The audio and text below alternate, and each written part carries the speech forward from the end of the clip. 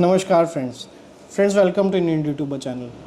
Friends, जैसा कि आप लोग जानते हैं, इंडिया में शिव जी के 12 ज्योतिर्लिंग हैं, जिनमें से केवल महाराष्ट्र में ही 3 ज्योतिर्लिंग, एक है पुणे के पास भीमाशंकर ज्योतिर्लिंग, दूसरा है नासिक के पास हमारा त्र्यंबकेश्वर ज्योतिर्लिंग और तीसरा है औरंगाबाद, जो कि अभी छत्रपति संभाजी के नाम से जाना जाता है, उसके पास कृष्णेश्वर ज्योतिर्लिंग।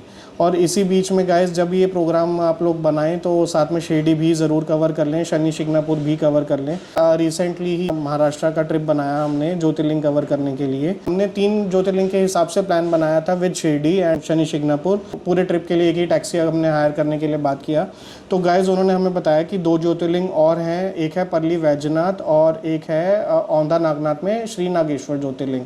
तो उनको भी उन्होंने एडवाइस किया कि कवर कर लीजिए भी, हर रोज़ तो ट्रिप्स बनते नहीं हैं, तो अभी अगर आप ज्योतिर्लिंग पिलग्रिमेज करने के लिए ही आ रहे हैं तो भी आप वो भी दोनों कवर करके पूरा कंप्लीट करके चलिए। तो सबसे पहला जो ज्योतिर्लिंग हमारा था वो था भीमाशंकर ज्योतिर्लिंग। पुणे एयरपोर्ट से 110 किलोमीटर की दूरी पे है और बिल्कुल हल्की सी पहाड़ी हमें ज़रूर मिली और बारिश का मौसम था, क्योंकि इस बार अर्ली मानसून हमें देखने को मिल रहा है। अनफॉर्चुनेटली हमने अम्ब्रेला अपना कैरी नहीं किया। जब भी हमने गाड़ी पार्किंग एरिया में पार्क करके सबसे पहले तो रेनकोट खरीदे। पॉलीथीन टाइप की रेनकोट ज़रूर वहाँ पे मिल जाते हैं, जिससे कि आप अपने आप को कवर कर सकते हैं। वहाँ से फिर हम सीधा पहुँचे शटल पॉइंट पे। अगर आप पूरी बुक करते हैं अपनी गाड़ी तो वहाँ से 150 रुपीज़ का गाड़ी का रेंट है।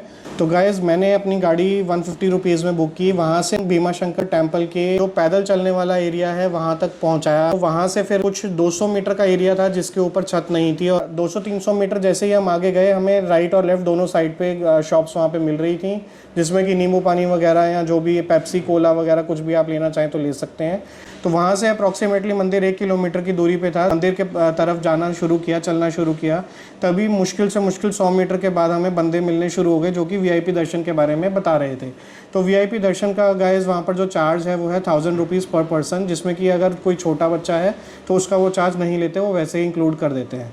तो हम क्योंकि 2 जने थे, 2 एडल्ट थे, तो हमारे 2000 रुपये लगे। जो एक नॉर्मल लाइन साथ साथ में चल रही थी लेफ्ट साइड पे, 1.25 किलोमीटर लंबी लाइन ज़रूर होगी। वो लाइन के अंदर भी आप दर्शन कर सकते हैं, बट उसके अंदर टाइम 5 से 6 आवर्स का बता रहे थे। अपने पास 2 ऑप्शन रहते हैं, या तो वीआईपी से आप करेंगे। वीआईपी का हमने टाइम पूछा कि कितना लगेगा, तो उन्होंने बोला 1 घंटे के अंदर अंदर आप दर्शन करके वापस आ जाएंगे। ये हमारा स्टे जो था नासिक में था, और नासिक से आगे हमने त्र्यंबकेश्वर नेक्स्ट डे ट्रैवल करना था। और नासिक वहाँ से अप्रॉक्सीमेटली 200 किलोमीटर्स 150 से 200 किलोमीटर्स की दूरी पे था। उन्होंने हमें एक पॉइंट पे लाके, वो पॉइंट चेकिंग हो रही थी, और अगर आपने कोई पर्ची ली है तो वो पर्ची चेक कर रहे थे। ऑल्दो हमारे वाले गाइड ने हमें पर्ची नहीं दिया और हमें वहाँ से सीधा उसके मिलने वाले ने वहाँ से एक चेक पॉइंट पे आगे क्रॉस करवा दिया, क्योंकि उनका कुछ टाई अप था। तो वहाँ से क्रॉस करने के बाद मुश्किल से मुश्किल 200 मीटर के पे ही मंदिर का जो प्रीमाइसेस है वो शुरू हो जाता है, और वहाँ से लाइन भी चालू हो जाती है, जो कि हमें क्रॉस करने में समथिंग 20 मिनट लगे।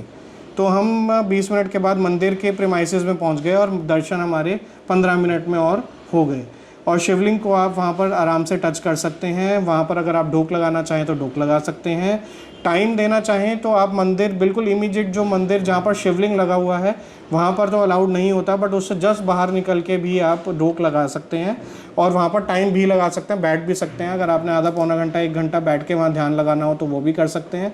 और अगर कुछ वीडियो वगैरह फ़ोटो वगैरह लेनी हो तो वहाँ से ले सकते हैं। ऑल्दो पुलिस वाले मना कर रहे थे, बट अगर आप लें तो एक आधी फ़ोटो ले रहे हो तो वो इतना भी बहुत ज़्यादा कोई वहाँ पे इशू नहीं था। पूरा जो दर्शन था गाइस वो हमारा अप्रॉक्सीमेटली 2.5 से 3 घंटे में हो गया था, और उसके बाद हम नासिक के लिए वापसी में निकल गए। शटल पॉइंट पर वापस हमारे 150 रुपये लगे, और शटल पॉइंट से हमने जो पार्किंग वाला एरिया था वहाँ तक पहुँचे हम 5-7 मिनट में। वहाँ से फिर हमने अपनी गाड़ी पकड़ी और सीधा हम नासिक के लिए निकल गए।